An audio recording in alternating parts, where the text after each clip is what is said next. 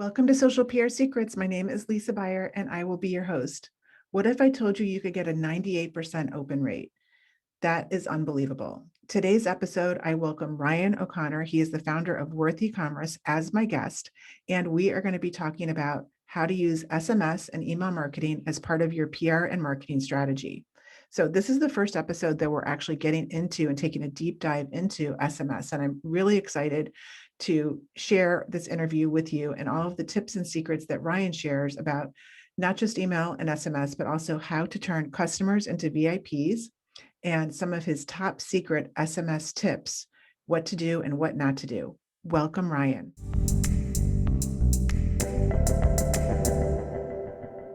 Hey, everybody. Welcome to another episode of Social PR Secrets. And today I have Ryan O'Connor as my guest. Hey, Ryan, how are you? Hi, Lisa. Doing good. How you doing? Very good. We're going to talk about a new topic that I actually have not explored yet on prior episodes. And it's about, you're going to share with us, I hope, all the insights on how to create VIPs via email and SMS. And it's the SMS part that we have not talked about on any prior episodes. And I know that's something that it's been a thing. And I want to, if you could share all the insights. But first, tell us how you got to where you are. Because I was looking on your LinkedIn and saw you have an agency now called Worth eCommerce. But before that, you have a nice track record in the UX space and more. So share with us how you got to have your agency today and a little bit about that. Yeah, it's been a long journey. Ultimately, I've had an agency, tried to start up a software company, ran a couple. I've ran about 7 e-commerce stores, but only 2 were a success, 5 failures. And for over the last eight years or so, most of my journey I've been in terms of growing my businesses has been focused on how do I get a customer in the door for the first time? How do I get that conversion? And a lot of my user experience work or my early e-commerce work was focused on that, on conversions. And I think that was, one of my first big failures. And I actually, at some point, I was about 120K in debt, and I ended up living in my grandma's trailer park home when I was around like 27 or so, 27, 28. And as I was trying to figure out like, what did I do wrong? Ultimately, I came to the conclusion that I was kind of looking at vanity metrics. I was kind of looking very surface level with my business activities. How do I, my only goal again was just to get a conversion. I wasn't thinking about what happens after that. How do I take care of my customers? How do I build loyalty? How do I build a brand that impacts people's lives? And when you do that and you do it right, you can turn your customers into VIPs. And when you have VIPs, they'll be loyal for years. They help you grow your business. They leave great reviews, referrals. And so the last 4 or 5 years has been a journey. And for me and my agency, and my business partner has been, how do we create that? And how do we communicate with customers and help our clients best communicate with their customers to deepen those types of relationships? And so you started out in UX design primarily, right? And now as you've transitioned to focus on, how would you describe what you're focusing on now? Yeah, so I was originally doing UX design and CR, conversion rate optimization in e-commerce. And then along my journey, I started some e-commerce stores, and I learned about email marketing and SMS marketing. And I was struggling with profits in my e-commerce stores. I only had about like 5 to 8% margins. And so that's when I got into email and SMS and thinking about developing longer relationships with my customers. And so it did very well. I have a question with the whole UX design. So do you think that brands get too caught up in UX and that it takes away from actually this, kind of now what your focus is and like creating the VIP customers? Because I see that sometimes, and I'm just curious, since that was that's your background. Yes, that's very, very insightful. I actually believe in e-commerce. In other industries, not so much. UX can get very much more important, like in software. But in e-commerce, UX has been figured out for the most part when it comes to websites, mobile, and desktop experiences. You can kind of, if you choose a good template, if you do a little bit of research, you're gonna figure out what the best UX is for the most part. Now, big brands like Nike, they'll have very complex custom user experiences. And that requires a big budget. But for the most part, for most small businesses, medium businesses in e-commerce, a lot of it's been figured out and heavily researched. So one of the reasons I switched industries in my agency was also that there wasn't a lot of people looking to make big improvements in UX anymore in e-commerce. I think that might change in the future, but right now I think it's more important to develop, communication with your customers, with people, your potential customers who haven't bought yet. I think communication and content is more important than the actual user experience on your website or on your social media. Okay, It's can we an talk emotion. about that a little bit Yeah, more? Because yeah, of course. I really am noticing this with some of my clients and brands that they're not, Gucci or an Estee Lauder or, a big brand like a Nike, and they're very focused on UX, which I'm not saying not to be focused on UX, but the focus is primarily UX and then not so much on the content and then the actual customer that they're serving. And when the customer lands there, yes, it's beautiful, but are they really giving the information that that customer or even Google is looking for to send traffic to that page or to go to the next page, direct them to the next page to get them to convert to whatever the conversion is, the purchase. Mhm. Yeah. So again, I think there's so many templates out there, especially if you're using Shopify or WooCommerce, that have already done all the research. The good ones have a team that have done all the research, done a bunch of testing, and now they're releasing and updating these templates for you. So if you're a small business doing UX research, doing all that testing, I personally think is a very low impact item. It's not going to move the needle a lot anymore. And beautiful experience and easy to use experience.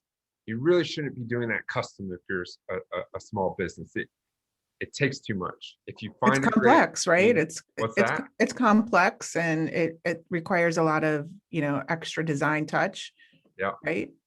And if the deeper root, and I think what you're hinting at here, a lot of when brands go to UX, I think they're thinking, how do I make my experience different? How do I stand out with my audience? How do I look different? How do I create good branding? And I think it's a mistake to go to UX in e-commerce. I think consumers, they know how to shop online. Shopping, once someone's decided to buy a product, which is what your website's for really in e-commerce, they expect a very standard experience, right?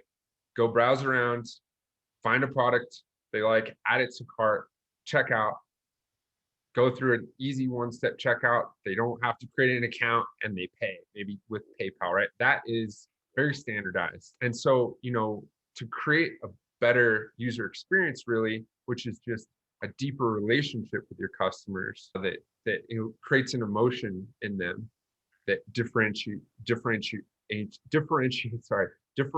your brand. I think that comes from content marketing and Yeah. from communication.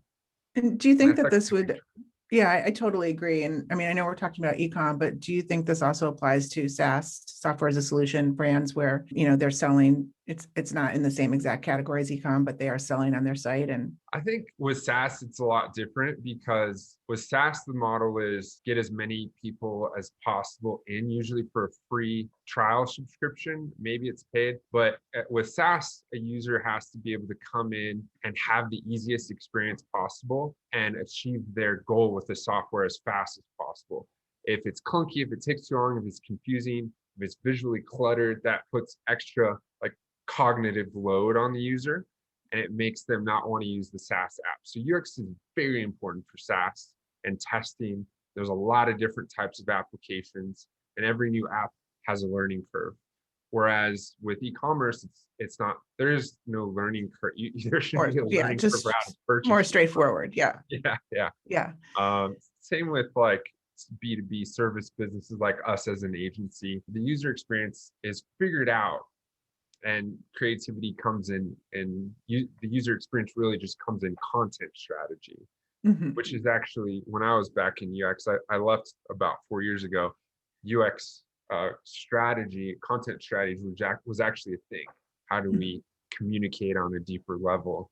I don't know what it looks like now, but I feel like a lot of e-com companies, and I talked about this with Jordan too, one thing that they're missing is the content strategy part of it, where they don't really so a lot of e-commerce companies, I what um, one thing that I see is a lot of e-commerce brands that I've worked with, or just that I observe, they're in my masterminds, is that they miss the mark when it comes to content on their site because they just focus on bringing people to the site and then converting them instead of nurturing them and educating them with whether it's educational articles or just trending blog articles that are maybe match the lifestyle audience that aren't super salesy. They're just educational and informative. What do you think about that? yeah, that's a really good point. We've helped about over the last 4 years of doing email and SMS. We've helped around 1,000 e-commerce businesses. We have close to 100 active clients right now, and all of our top brands, our top clients,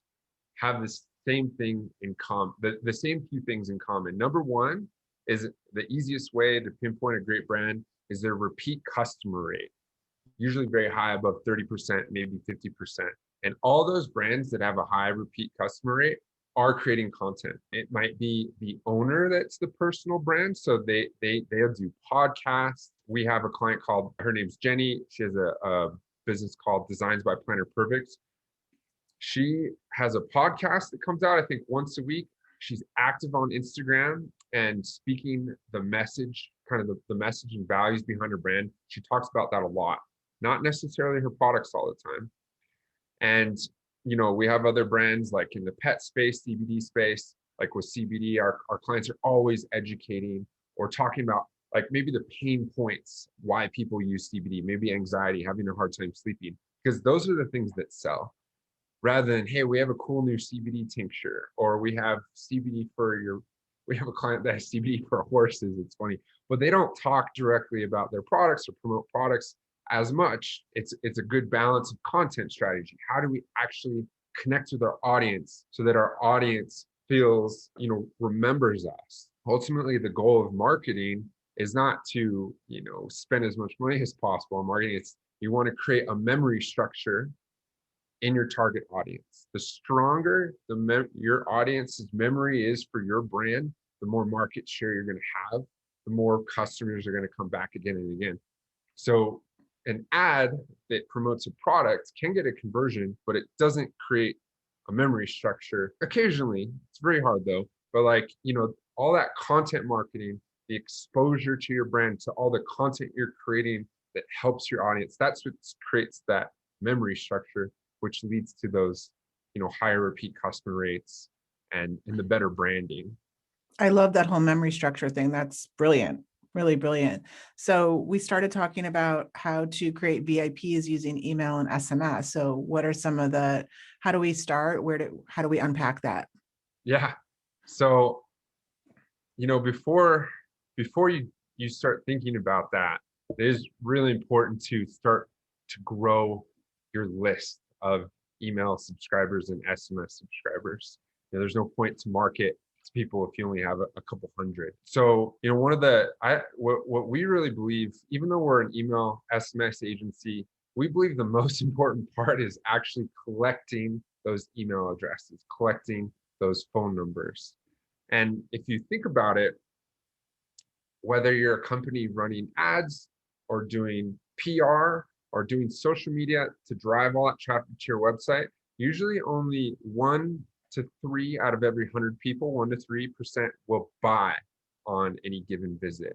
So you're missing out on 97 to 99% of people that a lot of them just leave forever. Whereas if you do it right, about up to 15, 20% of your visitors at any given time are willing to exchange something, not necessarily purchase, but make an exchange. And that exchange is an email or their SMS for something in return. So the most common things are like discounts or some kind of free content or educational content, and really getting your your pop-ups and your forms to collect that, and the offer, right, that your audience actually finds value in is, I think it's the most important thing. And then once you have that, the cool thing is you can actually measure like the value of every email and the value of every text number. And you'll know that at some point in the business. Like, hey, every email I get, I know is going to be worth $2 a month. Or every phone number I get, I know is going to be worth $15 a month to the business. And that's really exciting, for a business owner looking at growth. What are some good examples of how to grow your list? I mean, I know you just mentioned pop-ups and forms and maybe like some lead gen, like ebook type things. Are those some of the best ways, or what are some kind of unique ways that you can recommend that really work?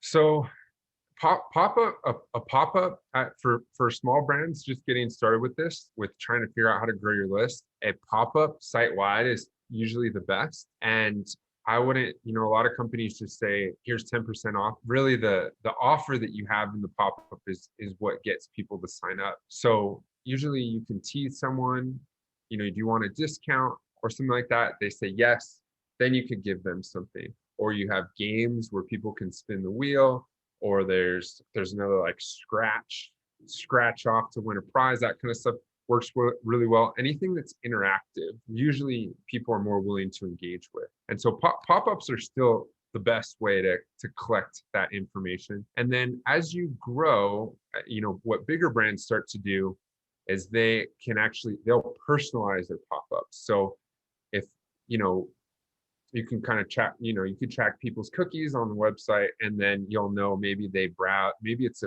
like for Nike or even, even smaller apparel brands will do this. Maybe they know the user is going through the female category and they're looking at sports shoes related to tennis. You can kind of guess that based on what they're browsing on the website. And so the pop-ups will actually be personalized to that. Hey, get an extra 10% off tennis gear, or hey, we have this sale on this certain female tennis equipment. And so as you grow, you can get more personalized because you have the amount of traffic to be able to do that. But early on, the fun site-wide pop-up is the best way to do it. And what if you're just starting out and, how do we get people to come to the site in general if we just are launching and, getting them to land on the site to fill out the pop-up? That's an effort in, I would say, advertising or PR, which is something that you do, Lisa, or social media. I always, the brand, we work with brands as small, making as low as like $1,000 a month and as high as about $5,000 a month. And the small brands that grow quickly, they usually pick one channel that's their strength, whether it be Instagram or Facebook advertising, or maybe they're very active within their niche in a certain community. But usually they excel with one channel and grow very rapidly, and then hire people, experts in the other areas that they want to scale in. Yeah, I totally agree. And I think the other part to that is just like we were talking about the content marketing and making sure that you're not relying solely on paying to play, that you are attracting organic sessions, whether it's through Google or through social media organically. And of course, the opportunity for social organic has really gotten low because it's just very competitive. So we do have to do the ads with social, but Google, and the search engines and attracting free traffic there in earned media through PR too is a big play. So it really bothers me to see companies that just focus on, 95% of their efforts on paying to bring people to their site, because it's just going to get more expensive. Yeah, it is very risky to rely only on that. It can be an okay way to start. But yeah, anywhere where like you said, like PR, or anywhere where your audience hangs out and it is in a smaller community is a good place to go, and can be much cheaper than advertising and very effective starting out. Let's talk about SMS, because that's, like I said, that's something that we really haven't talked about on any prior episodes, and I'm very interested in that. Yeah. How do you get started with SMS? So I would recommend it, and what we do for our clients is email is first. Email always, for any brand, email brings in more revenue and drives results. For small and big brands, it always drives more results. And email is a richer experience, right? You can have very, great design in there. You can have longer emails. People are willing to invest more of their attention into email. Whereas SMS is a very small touch point, and a lot of people aren't willing to hand over their SMS. So email, I recommend starting there. Once you have a list, an email list of maybe 3,000 or more, that's a good place to start SMS. And you really only need a few hundred SMS subscribers to make the return on your investment in SMS, or the time you put into SMS to make that profitable, because SMS has insane open rates and engagement rates. You know, if someone is willing to give you their phone number, they like your brand, or they're already a customer and they're loyal, those are the people that will hand over their phone number, because you can give them a VIP experience with SMS, give them the best discounts, give them first access to new products, first access to podcast releases, or a community that you're creating. That's usually what brands do with SMS. And so, you know, if you have even 100 people, you usually will see pretty high conversion rates on your SMS list. I've seen from 5 to 30% conversion rate. So even with 100, you know, that's 5 to 30 customers. So are there certain platforms that you use for SMS marketing? For e-commerce, we use Postscript, which is a Shopify app. There's also SMS Bump, which we've used sometimes. Not as good as Postscript, but SMS Bump does have integrations with other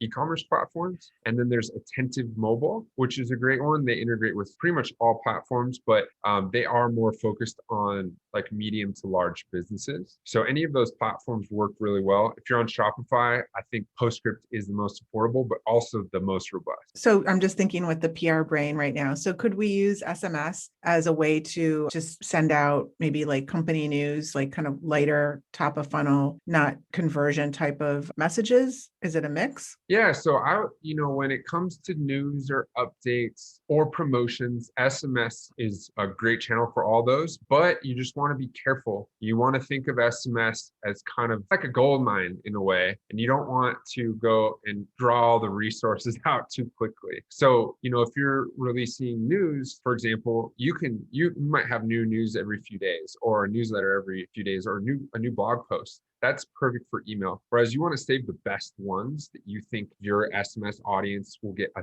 ton of value from, or your best discounts. Those are the ones you want to save for SMS. Black Friday maybe would be a good example for SMS, like a Black Friday sale versus like that would be like the biggest sale of the year, or the biggest news of the year, or the biggest podcast episode of the year, the top 20, like that type of thing. Yeah, I mean, it depends on the size of your business. If your SMS list is small, you might save it for something like the big sales days, like 4 times a year. But as it grows, you know, you can start to send more. And if you're going to launch, maybe you're going to launch a new like community, which is a text platform. Maybe you're going to launch a new platform to communicate with your audience there, right? That'd be something that you could speak about in SMS. Or maybe there's a new service you add to your company to help your clients. That's something you could release with SMS. But as your list grows and as you see good engagement, you can start to send more, up to like 4 to 8 times a month. And then you can even, you know, as you get more advanced with it, you can segment your audience. You might have VIPs within VIPs, right, that want to hear from you multiple times a week versus the people who like, hey, just only once a month or only the big sales, right? So you can start to segment like that. And at some point, you know, you're sending a few texts, like 5, 6 texts a week, but it's not all to the same people, right? Yeah, But in that makes the sense. beginning, like big events, I would say once, twice a month at the most. Okay. And when it comes to content and creative with SMS, any tips on that? Like short and sweet, emojis? Yeah, it kind of depends on your brand with certain things like emojis, but across brands, GIFs or GIFs work really well. So, and it makes the text a little more interactive and stand out. A lot of brands don't do that. They just use text. So having some kind of fun image to convey whatever it is that the message that you're sending is going to make a bigger impact. Like, you know, a brand that says, hey, here's just 25% off for Black Friday, go, have fun shopping. They don't have anything versus a brand that, you know, has the same message, but a riot of people going to go break down the doors for Black Friday. The second one with the fun image is going to actually trigger, you know, emotional, like it's like humorous. It triggers an emotional response. Yeah. So you can do that. It helps a lot. I just get a few SMS now from brands that really, the ones that stand out are actually the ones that have like the little animated GIFs in it that, you know, kind of go back and forth that really catch my attention, especially and they are econ sites. And they're these little boutiques that are are in South Florida. I live in Central Florida, and they're primarily not e-com, but like during the pandemic, they started, doing the SMS texts. And I think it's really brilliant because I haven't really bought anything, but it keeps me top of mind that when I go down there, I'm going to go to that store, and I know it's still open. So you haven't bought? Oh, they only sell they don't sell online, but Well, they're they doing they do sell online, but they're primarily like a brick and mortar. They were primarily a brick and mortar, but during the pandemic, they transitioned into like making things available online. So they do sell online, but I just think of them more as a brick and mortar. So I'm just kind of like waiting to go in and actually shop. But like I itching mean, to it's go. it's a great brand awareness thing, as Yeah, well. I agree. It And does. it kind of keeps me up on like what's in style, because where I live in Central Florida, it's not as stylish as South Florida. Oh, really? Yeah. That's that's Yeah. cool. And yeah, I mean, if they send a text to you, you're on the list. 98% open rate on those. Oh, You know, yeah. it's very rare. Yeah. And I even forwarded it to my daughter and forwarded it to a couple of people like, oh, look how cool this is, or this is awesome. So I love that. There it is yeah, in action. It works. it does. It definitely does. So tell us a little bit about, do you have any events coming up where we could follow you? Any last words of wisdom for the audience? Yeah, we have a podcast. We air episodes every week as well. It's called the Relationship Commerce Podcast. And we're also starting e-commerce mastermind. We have about 100 clients, and we also interact with a lot of the different, big software companies in e-commerce like Klaviyo, Shopify, Justuno. It's like Postscript. We have partnerships with all of them, and we want to bring everyone together to share knowledge. So that should be coming out in a couple of weeks, but to a month. But if you want to get in contact with us or follow us, our website is Worth eCommerce. That's WORTH, ecommerce.com. And you can also find me on LinkedIn, Ryan O'Connor, or reach out to us on our website or look up the podcast. If you have a cool story to share and you're in the e-commerce world, please reach out. We'd love to have you as a guest as well.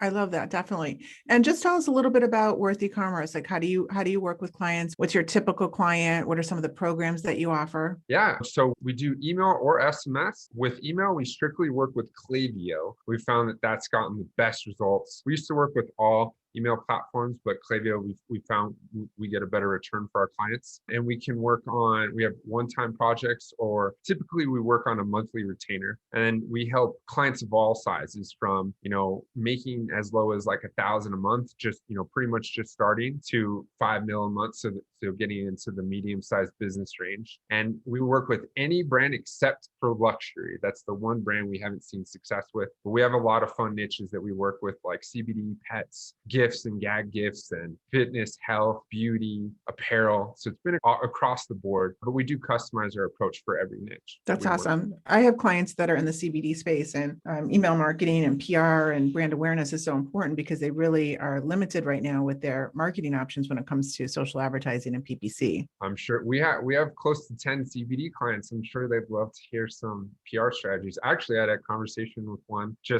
think it was yesterday or the day before, and they were having a hard time figuring out how to scale up their marketing efforts. So yeah, well, we'll have to collaborate. Yeah, we should. See what happens from Social PR Secrets. Relationships are made. So, well, thank you so much, Ryan, for being part of it. And I know that the audience definitely will be enjoying this episode, and maybe we'll have you back again, or we'll meet up for a mastermind or collaborate with the client. So I really enjoyed learning all about SMS and also just the UX and email marketing. Everything is fascinating. Thank you so much. And thank you so much for having me, Lisa. You're an awesome host, very engaging, ask great questions. It was a lot of fun. Awesome. Well, we'll see you again. Sounds Namaste.